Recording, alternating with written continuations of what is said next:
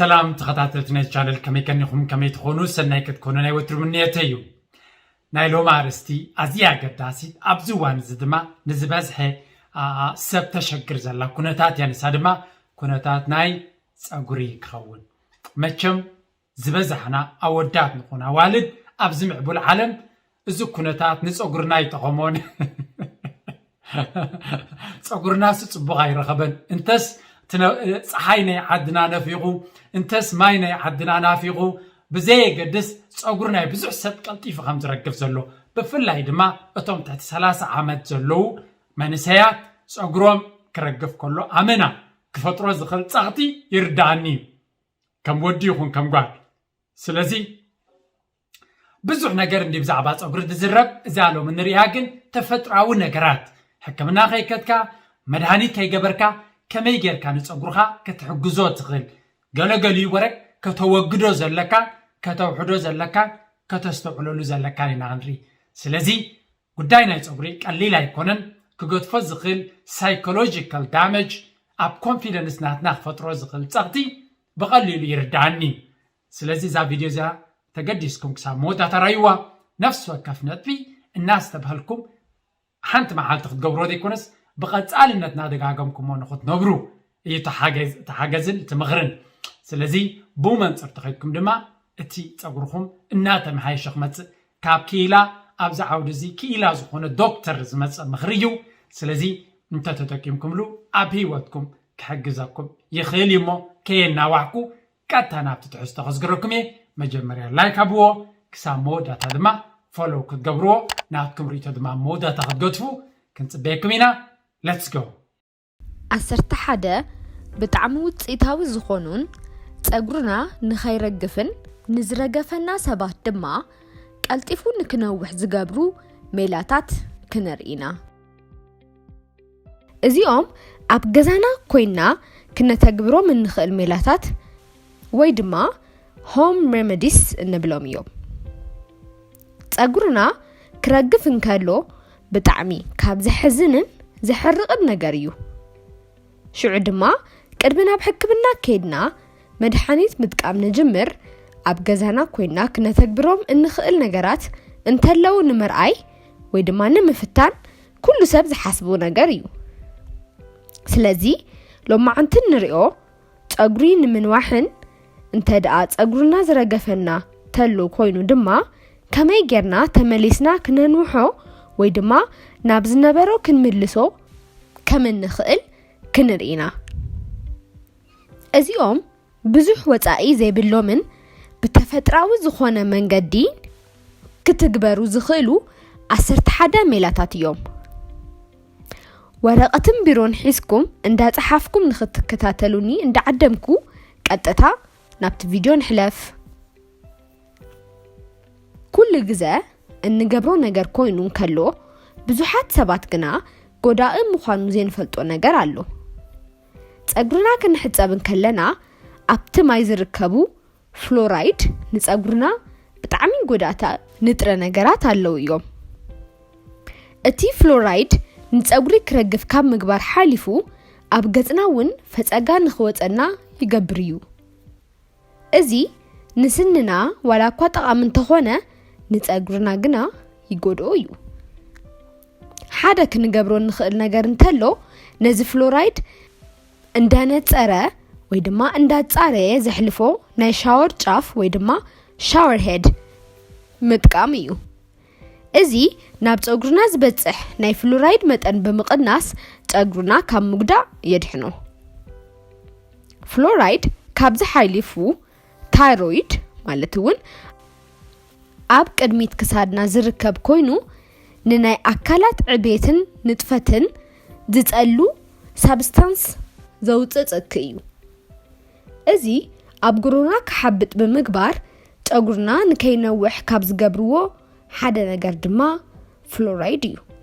ዓበ ብስራት ንተኸታተልቲ ናይዚ ቻነል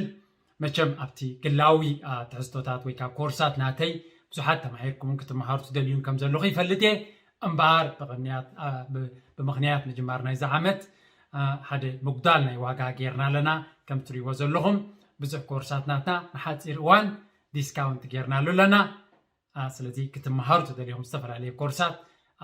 ዕድላት ቁሩብ ፈጢርና ኣለና ክንብል ንኽእል ነዚ ዕድል ተጠቂምኩም ናብቲ ትምህርቲ ከይድኩም ሂወትኩም ክትልውጡ ድማ ናይ ኩሉ ግዜ ፃውዒት እዩ ንሓፂር ግዜ ዝፀንሕ ስለዚ ትዕድል ተጠቀሙሉ ይብለኩም ከይድኩም ነቲ ኮርሳት ካብ ዌብሳይት ወሲድኩም ኣክሽን ውሰዱ ቴንክ ዩ ቨሪ ማች መጠን ፍልጠትካ ዝዓበየ መጠኑ ድማ እተወትካ ይዓቢ እዮም ዝብሉ ለባማት ቴንክ ዩ ካልኣይ ዘይነስተብህለሉ ነገር እንተሎ ፀጉርና ንክረግፍ ካብ ዝገብሩ ነገራት ሻምፖ ወይ ድማ ናይ ፀጉር ሳሙና እዩ እዚ ኣብ ውሽጡ ሳልፌት ዘለዎ እንተኾይኑ እዩ ንፀጉርና ዝጎድእ ሳልፌት ፕሮቲን ንክጠፍእ ዝገብር ወይ ድማ ዲስትሮይ ዝገብር እዩ ፀጉርና ድማ ካብ 91% ፕሮቲን እዩ ዝስራሕ ስለዚ ሳልፌት ዘለዎም ናይ ፀጉሪ ሻምፖ ንጥቀም እንድሕር ኮይና ፀጉርና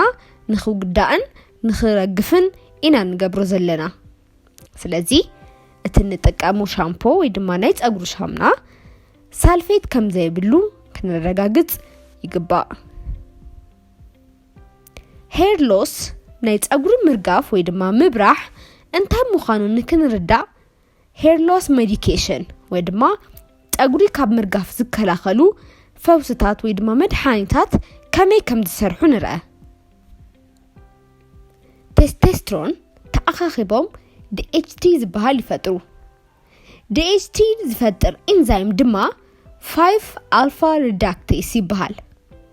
ስለዚ ፀጉሪ ካብ ምርጋፍ ዝከላኸሉ መድሓኒታት ወይ ድማ ፈውስታት ነዞም ኢንዛይም እዚኦም ካብ DHT ምስራሕ ብሎክ ይገብርዎም ወይ ድማ ይዓክትዎም ብዙሕ DHT ዘለዎም ሰባት ላፃይቶ ወይ ድማ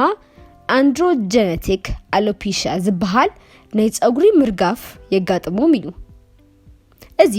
ኣብ ክልቲኡ ኣዋልድን ኣወዳትን ዝረአ ኮንዲሽን እዩ እዚ ካበልና እዚኦም ናይ መድሓኒት ጥቕምታት ካብ ተፈጥራዊ ዝኾኑ ነገራት ናይ መድሓኒት ጎናዊ ጉድኣታት ወይ ድማ ሳይድ ኢፌክትስ ብዘይብሉ መንገዲ ከመይ ጌርና ከም እንረኽቦም ቀፂልና ክንርኢና እቲ ቀዳማይ መንገዲ ናይ ፀጉሪ ሽጉርቲ ጽማቕ ወይ ድማ ኦኒየን ጁስ ምጥቃም እዩ እዚ ናይቲ ቅድም ኢልና ዝጠቐስናዮ ኢንዛይም ሓደ ዝዕግሰልና ነገር እዩ እዚ ንምስራሕ 50% ማይ 50% ድማ ሽጉርቲ ወይ ድማ ፍርቂ ዓቐን ብምግባር ኣብ ናይ ፀጉሪ ቆርበትና ወይ ድማ ቆርበት ርእስና ብምግባር ማሳጅ ንገብሮ ን15 ደቂቕ ተጸቢና ድማ ብማይን ሳሙናን ንሕጸቦ ካልኣይ ግሪን ቲ እዚ እውን ብተመሳሳሊ መንገዲ 50% ግሪን ቲ 50% ማይ ብምሕዋስ ኣብ ቆርበት ርእስና ን15 ደቂቕ ነጽንሖሞ ብማይን ሳሙናን ወይ ድማ ሻምፖ ንሕጸቦ ሳልሳይ ሮዝሜሪ ኦይል እዚ ኦይል ወይ ድማ ዘይቲ ናብ ቆርበት ርእስና ድሕሪ ምግባር ን10 እስካብ 15 ደቂቕ እንተደሊና ድማ ንለይቲ ሙሉእ ነጽንሖ እሞ ሽዑ ንጎህ ብማይ ሳሙናን ንሕጸቦ እዚ ናይ 5 alpha reductase inhibitor ወይ ድማ ንከይፍጠር ዝዓግት ሓደ መንገዲ እዩ ራብዓይ ዚንክ ዝበዝሖም ምግብታት ከም ኦይስተርስ ቀይሕ ስጋ እንቋቁሖ ዓሳን ዝበሉ ምግብታት ምውሳድ ጽቡቕ ይመጽእ ኦይስተርስን ቀይሕ ስጋን እቶም ቀንዲ ናይ ዚንክ ምንጪ ወይ ድማ ሶርስ እዮም ሓምሻይ apple cider vinegar ወይ ድማ ናይ apple ጣዕሚ ዘለዎ ኣቸቶ ኣብዚ ክንጥቀቆ ዘለና ናይቲ ኣቸቶ መጠን ብዙሕ ክንገብሮ የብልናን ንሓደ ኣብ ርእሲ 3 ወይ ድማ ሲሶ ናይ ኣቸቶ ን1 ሊትር ማይ ብምጥቃም ኣብ ቆርበት ርእስና ንገብሮ እዚ ኣብ ቆርበትና ዝፍጠር ዝነበረ ቅብኣት ብምጽራግ ንከይነውሕ ዝገብሮ ፀጉርና ናብ ዝነበሮ ንክምለስ ዝገብሮን ሓደ እዩ ካብዚ ብዝሓለፈ ሻይን ንክገብር ወይ ድማ ንኸብለጽ ልጽውን ይገብሮ ሻድሻይ ከም intermittent fasting keto diet ዝበሉ ናይ ኣመጋግባ መንገድታት ዝኽተሉ ሰባት ናይ ጸጉሪ ምርጋፍ ወይ ድማ hair loss ምልክታት የርእዩ እዮም እዚ ዝፍጠር ድማ ኣብቲ መሪጾም ዝወስድዎ ምግቢ እኹል ፕሮቲን ስለ ዘይረኽቡ እዩ ካብዚ ዝሓለፈ ቫይታሚን B ኣብ እንወስዶም ምግብታት ከም ዘለውን ክነረጋግጽ ይግባእ ምክንያቱም ቫይታሚን B ንናይ ጸጉሪ ጥዕና ወሳኒ ስለ ዝኾነ ሻብዓይ cruciferous vegetables ዝለዓለ ናይ ኤስትሮጅን መጠን ክህልወና ከሎ ናይ ጸጉሪ ምርጋፍ ወይ ድማ hair loss እውን እንዳወሰኸ ይኸይድ ስለዚ እዚ ናይ ኤስትሮጅን መጠን ባላንስ ንምግባር cruciferous vegetables ወይ ድማ ቆጽላ መጽሊ ክንወስድ ይግባእ እዚ ኣብ ካውሎ ፍየሪ ጎመን ብሮኮሊን ዝበሉ ስለዚ እቶም ሕጂ ዝጠቐስናዮም ምግብታት ብምውሳድ ናይዚ cruciferous vegetable ወይ ድማ ቆጽላ መጽሊ ጥቕሚ ክንረክብ ንኽእል ሻምናይ selenium ቀስ እንዳበለ ዝሰርሕ ታይሮይድ ዘለዎም ሰባት ጸጉሮም መብዛሕትኡ ግዜ ይረግፍ እዩ ነቲ ታይሮይድ ንክሰርሕ ንምግባር ዘድልየና ድማ selenium እዩ እዚ